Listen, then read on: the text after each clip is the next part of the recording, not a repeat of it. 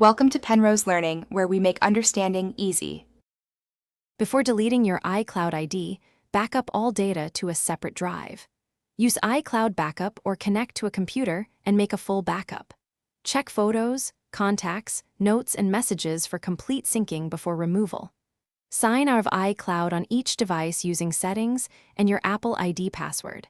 Turn off Find My on every device to avoid activation lock when deleting the account. Note your Apple ID email and phone number for account recovery if needed later. To delete your iCloud ID on iPhone, open Settings, then tap your name at the top.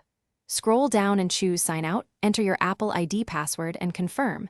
If you prefer deleting from the web, visit Apple.com and sign in with your credentials.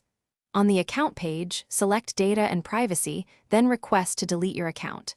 Provide a contact email, read the consequences, and confirm your deletion request. Apple may take up to 7 days to verify identity and complete deletion processing. Deleting your iCloud ID permanently removes iCloud mail, photos, contacts, and calendar data. Cancel active subscriptions like Apple Music and iCloud storage to avoid unexpected charges. Export purchase receipts and download app data because purchases may be inaccessible afterward.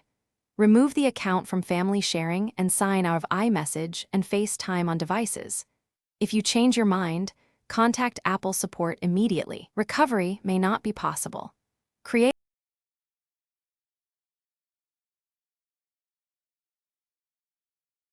Thanks for watching. If this was helpful, leave a like and consider subscribing. See you next time.